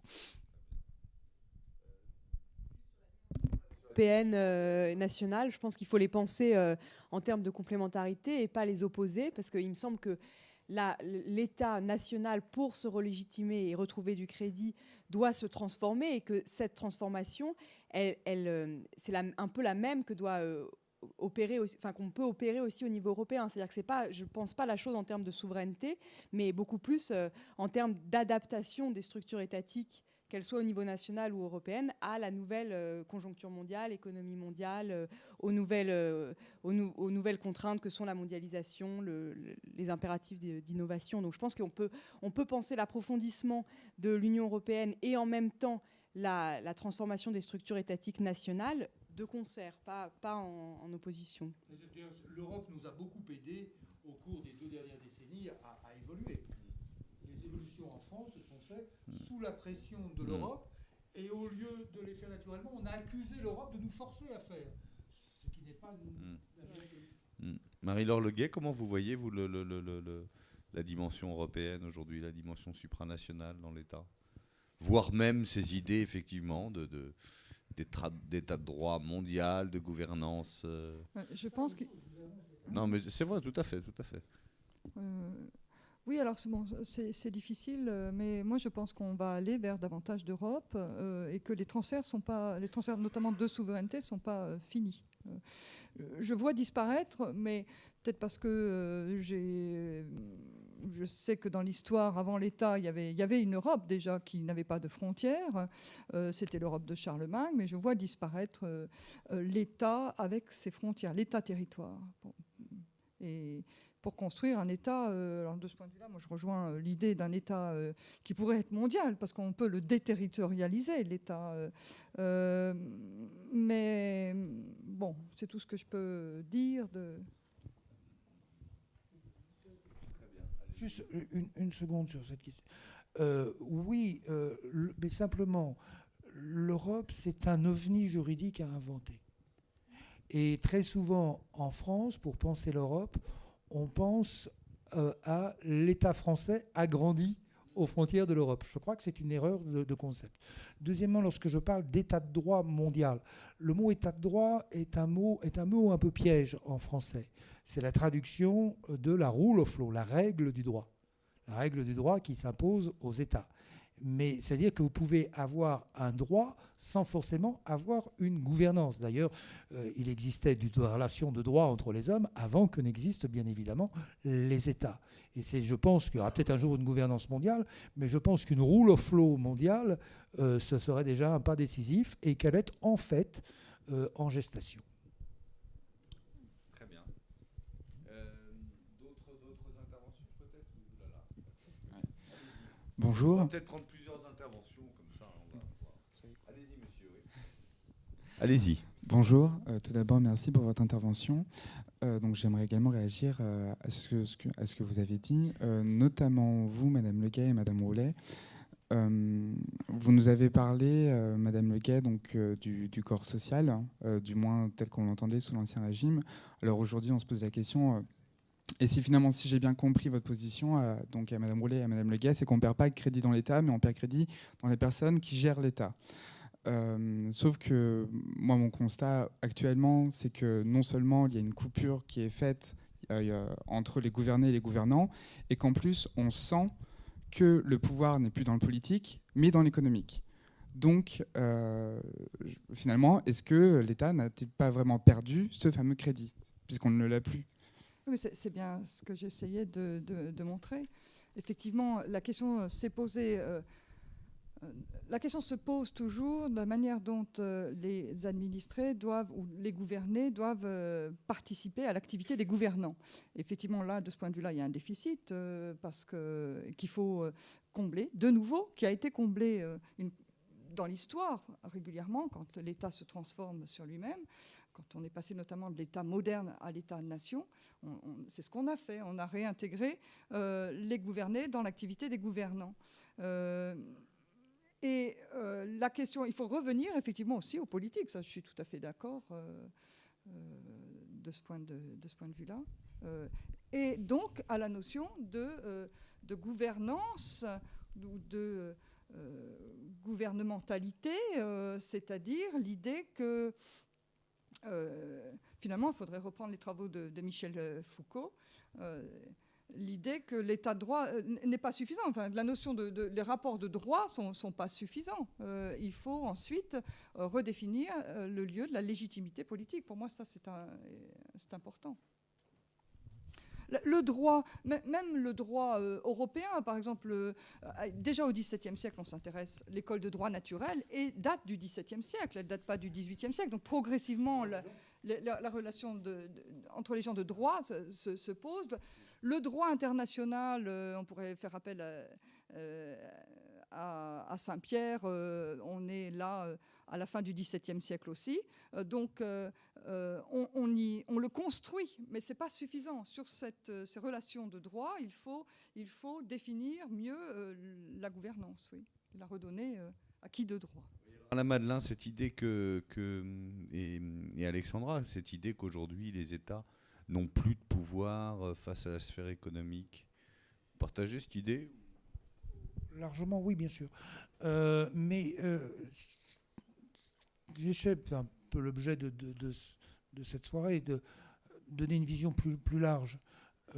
Je pense que vous avez aujourd'hui l'émergence de ce que Bergson, et puis derrière lui Karl Popper, appelait la société ouverte, la grande société, qui est totalement différente des sociétés closes ou semi-closes d'autrefois, ou d'une sorte d'ordre spontané. Il y a aujourd'hui des tas de choses qui relèvent d'un ordre spontané né de la coopération volontaire. Depuis le début de cette réunion, j'essaie de m'exprimer en français. Personne n'a inventé le français. C'est par nature quelque chose qui est une création spontanée de la société comme bien d'autres choses. Donc et puis vous avez les ordres organisés. L'entreprise, c'est un ordre organisé. Le gouvernement, c'est un ordre organisé. Un syndicat, c'est un ordre organisé. Ce que je dis simplement, c'est que les ordres organisés ne vont pas disparaître, mais ils ont vocation à s'inscrire de plus en plus dans la grande société, celle de la coordination volontaire, de l'échange volontaire. Et je reviens sur ce symbole que constitue Internet, la société de la connaissance. La richesse, c'est formidable aujourd'hui. La richesse, elle vient plus de sources de matières premières, elle vient même plus de capitaux financiers, elle vient de la créativité de l'homme dans sa capacité à mobiliser la connaissance disponible quasi gratuitement à l'échelle de la planète. Et ça signifie que la ressource, la principale matière première du futur est une matière non seulement renouvelable, mais encore illimitée. L'extraordinaire transformation. Et ça, c'est pas un gouvernement qu'invente Bill Gates, quoi. Ce sont des créations spontanées de la société. Ça ne signifie pas la disparition des ordres organisés, y compris de l'entreprise de Bill Gates, mais ça signifie qu'il faut bien penser qu'on ne restaurera pas l'État-nation jacobin vertical d'hier. La société, elle était verticale, elle est en train de devenir horizontale. Le modèle social, c'était l'ingénieur, le grand architecte social. Maintenant, c'est le jardinier. On est beaucoup plus dans un écosystème que dans une mécanique. C'est, à mon avis, cette grande transformation qui doit nous inviter à réinventer l'État. Et chaque fois qu'on pense à l'État, ne pas le penser avec le cadre de pensée d'hier, mais en essayant d'imaginer ce que sera l'État et l'État social 2.0 de demain. Très bien. Alexandra ? Oui, juste pour répondre à votre question, je pense que ce que les 20 ou 30 dernières années ont montré, et notamment la crise financière, c'est que si on laisse l'économique, prendre trop de place sans cantonner un peu les forces économiques qui sont à l'œuvre, on en arrive avec des risques excessifs prix, etc. Donc justement, la crise montre le rôle que l'État a à jouer pour éviter ces excès. Et en termes d'excès, je ne parle pas seulement des excès financiers, je parle aussi de la montée des inégalités, qui est quand même un phénomène dont beaucoup d'études nous répètent qu'elles ont explosé récemment, mais il faut bien en prendre la mesure, parce que quand on parle de la scission entre gouvernants, gouvernés, quand on parle de la montée de la défiance, du manque de confiance, etc., je pense que toute la sclérose de la société française, le manque de mobilité sociale et l'accroissement des inégalités jouent un rôle fondamental. Et là encore, le politique, l'État, a un rôle à jouer pour y remédier, quoi. Très bien. D'autres interventions, allez-y, monsieur. Allez-y. Et puis après, vous- on va vous passer le micro, monsieur. Oui. Allez-y. Je vous remercie pour vos excellentes exposés et j'ai une question pour monsieur Alain Malin. Allez-y. C'est une question sur votre exemple. Vous avez parlé la tablette avec des ressources éducation et vous allez les distribuer quasi gratuitement. Et je n'aimerais pas penser, si vous les distribuez tout de suite, il y aura milliers d'enseignants et des professeurs sont en chômeur, tout de suite. Et c'est un petit exemple et j'aimerais savoir, quand ce jeu, vous avez parlé, comment vous allez subventionner les pertes, les gens qui perdent, et aussi comment vous allez réagir à l'inégalité dans ce jeu-là. Merci. Deux choses. Premièrement, dans ce que je suis en train de vous dire, justement d'ailleurs, le professeur est au cœur. Moi, je suis apparti à la vieille école, je ne crois pas que l'ordinateur soit capable de remplacer un prof avant longtemps. Donc, je mets le professeur, sa pédagogie au centre de l'écran. Hein. C'est un petit peu ce que j'essaie de faire. Donc, je n'envisage pas l'ordinateur remplaçant l'enseignant. Mais j'envisage en revanche la stimulation de la créativité de l'enseignant et l'augmentation de la richesse des produits fournis par l'échange entre des communautés d'enseignants. Cela étant, votre question reflétait un autre problème, la peur de la vilaine machine. Alors ça, c'est traditionnel. La mondialisation, les Chinois qui travaillent moins cher que nous, donc il faudrait qu'on aligne nos salaires sur ceux des Chinois. C'est à peu près ce que dit le MEDEF. Ils ne disent pas les Chinois, mais enfin ils disent qu'il faut toujours baisser davantage le coût du travail. Ce qui est absurde, bien évidemment, dans la société de la créativité. Dans la vieille société d'hier, peut-être qu'il faudrait le faire. Dans mon point de vue, c'est totalement absurde aujourd'hui. Mais au fond, des Chinois qui font à la chaîne un boulot qu'on ne sait plus faire à tel prix, ou une machine qui ferait le boulot des Chinois, ça s'appelle la robolocalisation. C'est ce qui est en train de se passer. Les Chinois, on est en train de voler du travail à nos Chinois avec les robots qu'on est en train de mettre en place. Juste pour vous donner un ordre, quand même, 3000 robots industriels l'an dernier en France, 19 000 en Allemagne. Nous sommes en train de prendre, c'était dans le rapport gallois d'ailleurs, c'est un autre sujet, mais un retard considérable. Avec peut-être d'ailleurs cette idée que mais un robot, ça vole le travail des gens. Alors, destruction créatrice. Reprenons. Robinson sur son île invente la première machine. Il se dit, putain, je suis là avec mon petit pieu pour essayer d'attraper un poisson toutes les 3 heures j'ai un poisson, je vais inventer une machine, un filet. Il passe 10 heures, investissement capitaliste, avec des bouts de ficelle, à confectionner un filet. Il met son filet dans un trou d'eau et, sans qu'il ait rien à foutre, il récolte 10 poissons chaque fois qu'il va relever son filet. Est-ce que ça a détruit son travail ? Non. Ça a rendu son travail disponible pour autre chose. C'est-à-dire que la machine ne détruit pas, elle déplace, elle épargne la peine des hommes, elle crée des richesses. La richesse, c'est la productivité, la richesse, ça fait les bons salaires. Les meilleures entreprises sont les entreprises les plus robotisées, car ce sont celles qui permettent de payer de bons salaires. Et même, j'ai 2 coiffeurs. J'ai un coiffeur qui est excellent, qui est à Dakar, et je paye 10 fois moins cher que mon coiffeur de Paris. Ils ont exactement la même productivité. Qu'est-ce qui fait la différence ? C'est que l'un est dans un univers qui est la France, qui est un univers capitalistique. C'est-à-dire le capital, globalement, de la France réagit aussi sur des métiers qui ne sont pas capitalisés. Donc, vraiment, n'ayez pas peur des machines. Toute l'histoire, elle est faite, toute notre civilisation est faite de machines de plus en plus performantes, de plus en plus intelligentes. Et généralement, les pays les plus robotisés sont en même temps les pays où il y a le moins de problèmes d'emploi. Avec néanmoins une question qui bien évidemment se pose, c'est-à-dire qu'à un moment donné, la concurrence internationale, la machine, création, destruction, détruisent des emplois ici ou là. Ça laisse le travail disponible. Encore faut-il que les hommes soient formés, qu'ils soient mobiles, qu'il y ait par ailleurs d'autres créations d'emplois. Si vous êtes une société qui ne fait que détruire, mais où il n'y a pas de création, prenez juste un exemple, sur ce qu'on appelle les fameuses start-up. Les fameuses start-up, certes, on va avoir une banque publique d'investissement, je me réjouis qu'elle soit là, mais globalement, nous avons 5000 business angels pour accompagner les entreprises en France, nous en avons 50 000 en Angleterre, nous en avons 500 000 aux États-Unis. Ça fait quand même la différence. Hein. Donc et aucune initiative de l'État ne pourra remplacer ce réseau extraordinaire de gens qui se mobilisent pour favoriser la création d'entreprises et donc la création d'emplois. Ceci pour dire que l'État a un rôle important dans l'éducation. Le système économique dans lequel on est, qui favorise l'initiative et la créativité, la création d'entreprises et la création d'emplois, bien évidemment, c'est quelque chose de tout à fait essentiel aussi. Et l'État, bien évidemment, a un rôle à jouer au niveau des règles sociales. Et puis, vous avez enfin l'État social qui, à un moment donné, peut mettre des filets de protection. C'est un grand sujet de discussion en ce moment entre le patronat et les syndicats. Vaut-il mieux faire des chômeurs ou mieux faire un statut de transition qui permette d'accélérer la mobilité des hommes?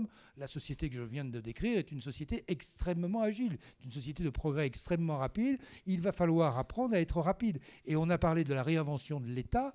La réinvention de l'État, ça passe notamment par une coordonnée. On a inventé les entreprises agiles. Elles ne le sont pas toujours, hein, mais en tout cas, on essaie de l'être. Et il nous reste à inventer l'État agile.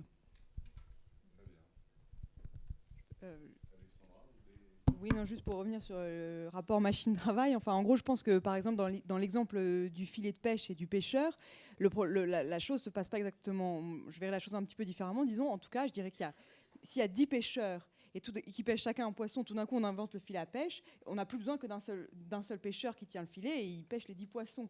Donc, je pense quand même que les machines viennent parfois...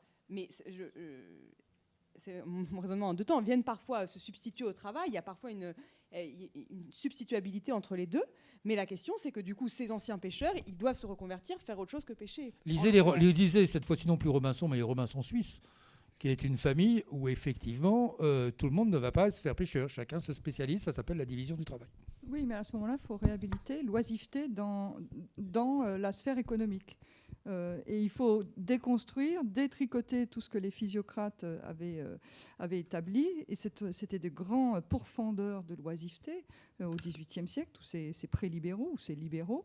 Et donc il faut inventer maintenant la vertu de l'oisiveté, pas des loisirs, parce que ça c'est lié à la consommation, mais de l'oisiveté pure dans ce cas. Ce qui reste à faire. Il s'agit de la oisiveté subventionnée par l'État, on va avoir des problèmes politiques à essayer de faire passer cette idée. S'il s'agit de l'oisiveté comme étant un autre rapport au travail de l'homme créateur, sûrement oui. Sûrement oui. Il y a des réflexions extrêmement intelligentes qui sont menées sur ce sujet. Pardon d'être pédant, mais j'ai trouvé ça l'autre jour en anglais par le Parti communiste chinois, c'est-à-dire l'équivalent de l'UMP là-bas, qui est... mais avec beaucoup plus d'intelligence, et qui réfléchissait, mais est-ce qu'un cadre qui est en train de regarder un oiseau par la fenêtre, est-il en train de buller ou est-il en train de créer ?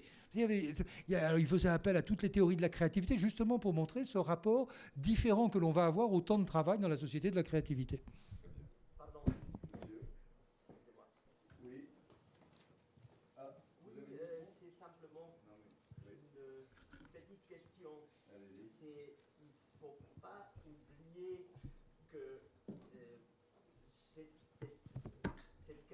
Spontanée, le français, ça, le petit État français pourrait à terme disparaître.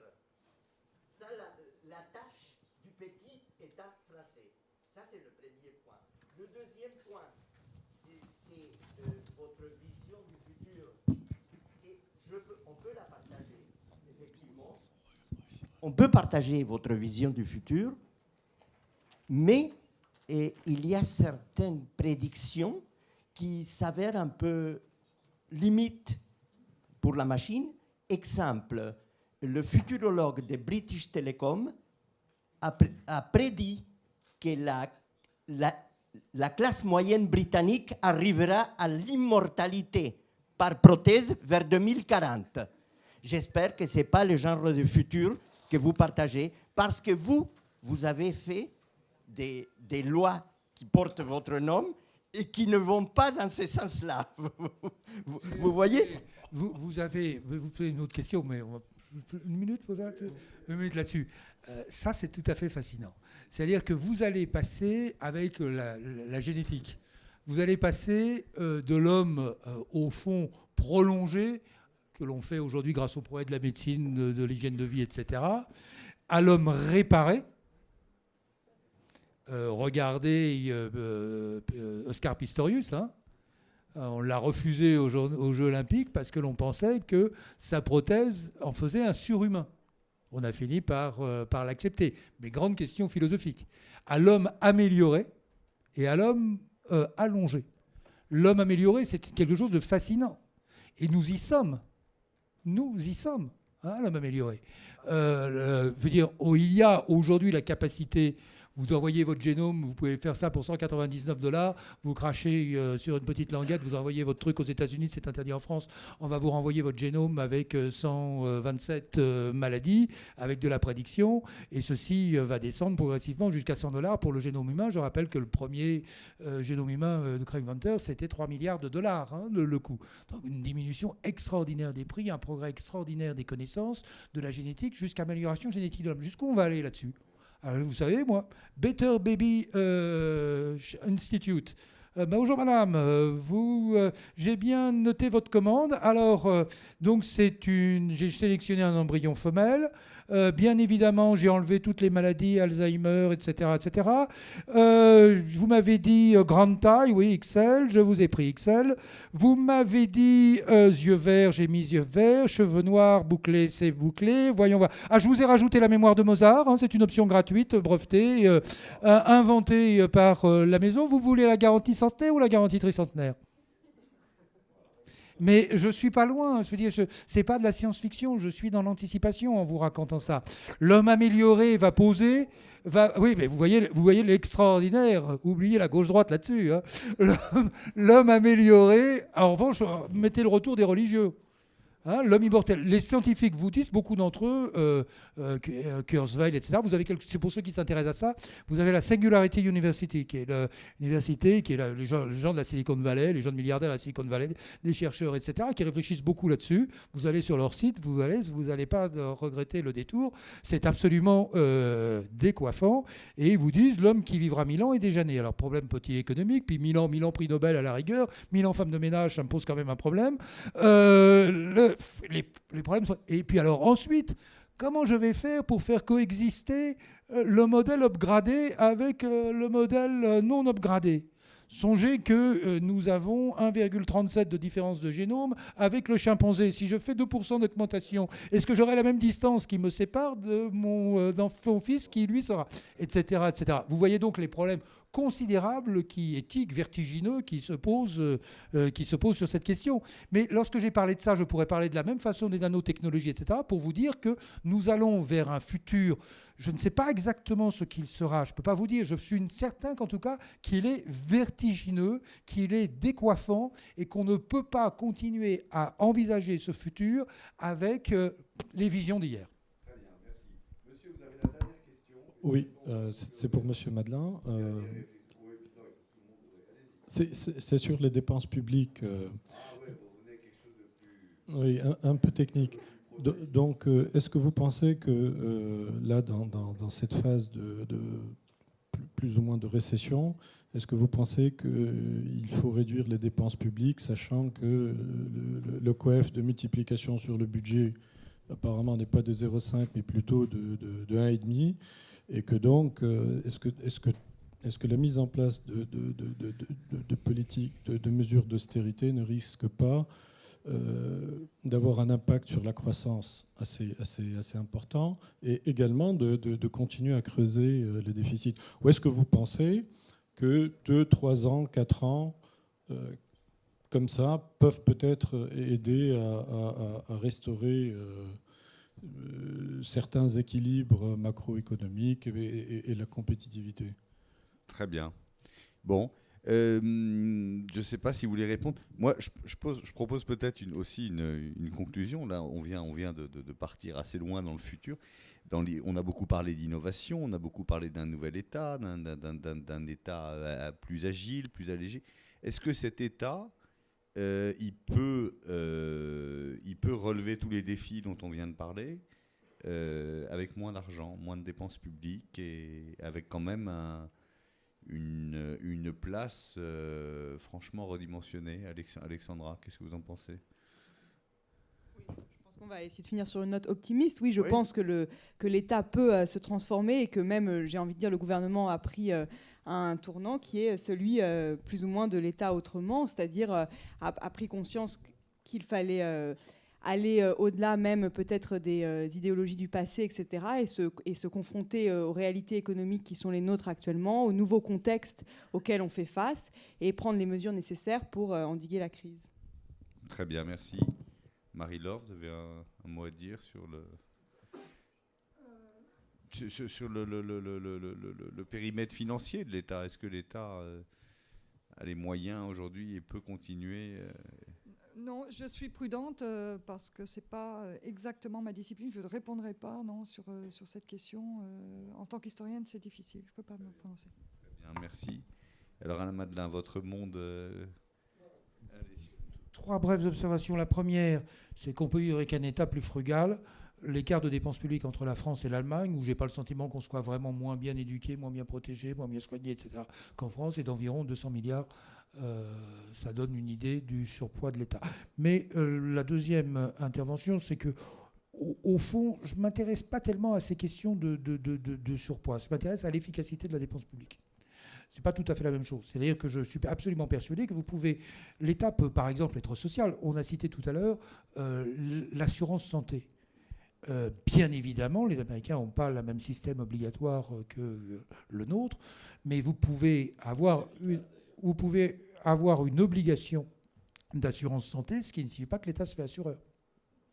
Et vous pouvez avoir une plus grande efficacité de l'assurance santé en maintenant l'obligation, mais en mettant de la concurrence au premier euro avec les mutuelles et en obligeant les offreurs de soins à être concurrents entre eux, ce qui diminuerait les prix dans un grand nombre de secteurs. Je ne vais pas rentrer dans ce domaine, mais vous voyez bien que l'idée de réduire la dépense publique n'est pas forcément liée à l'idée de réduire la dépense sociale. On peut imaginer de faire autrement, et je reprends l'exemple des démocraties nordiques. Enfin, sur les politiques d'austérité, la question, elle est très très simple, pour savoir si on va vers l'accélération finale de la révolution que j'annonçais tout à l'heure. Elle a déjà lieu, je veux dire, regardez les politiques de gauche et de droite qui se font remplacer par des technos. Je ne dis pas que c'est une bonne solution, mais c'est un signe d'épuisement de la classe politique ici ou là. Et bientôt ici et là. Mais la raison est simple, c'est que pour avoir maîtrisé votre dette, il faut que votre taux de croissance soit supérieur à vos taux d'intérêt sur le long terme. C'est l'équation basique. Nous en sommes loin. Les taux d'intérêt peuvent être maintenus artificiellement bas, ce qui désorganise l'économie, mais c'est un autre problème, mais pas éternellement. Donc le problème de la dette que nous avons devant nous, c'est la dette qui roule. Et je ne pense pas que face à cette dette qui roule, la réponse soit l'austérité à tout prix. Qu'il en faille peut-être un peu, passe encore, mais fondamentalement, ce dont nous avons besoin, c'est des mesures pour doper la croissance. La compétitivité d'un pays, c'est 2 choses. C'est la compétitivité d'État et la compétitivité de ses entreprises. La compétitivité des entreprises, ça suppose que nous ayons d'un côté l'acceptation de la création-destruction. On n'y est pas. Deuxièmement, une fiscalité de la croissance compétitive. Si un président normal pouvait nous faire une fiscalité normale, ce serait bien. Enfin, une acceptation des règles de base de la création de richesses par les gens qui entreprennent et qui prennent des risques. Vous voyez, j'estime que c'est une vraie transformation de la culture. Si je devais ajouter un dernier mot, c'est même la notion qui est au cœur de notre système d'État-providence. C'est la notion d'égalité. Il faut réparer les inégalités, etc. Je pense qu'il faudrait passer à une vision qui consiste à la société qui donne le maximum d'opportunités aux gens qui sont en bas de l'échelle, et la société qui donne le maximum de filets de sécurité. Ça m'amènerait, mais ça serait un long sujet, vers une vision rawlsienne de la société, c'est-à-dire une société qui allie le maximum de liberté, mais qui en même temps vous offre le maximum de chances si vous tirez par hasard un mauvais numéro, si au lieu d'être le fils de monsieur et madame Pinault, vous êtes le fils du dernier immigré qui vient d'arriver en France. Et c'est cette conception-là de la justice sociale qui est aussi à remettre en cause. Vous voyez, ça fait beaucoup de remises en cause. Je pense que ces remises en cause, il faudra qu'on les fasse de gré ou de force. Je ne sais pas quel sera le résultat de tout ça, mais ceci m'incite bien à penser que parfois les crises de la dette sont des crises révolutionnaires. Merci beaucoup. Merci à tous.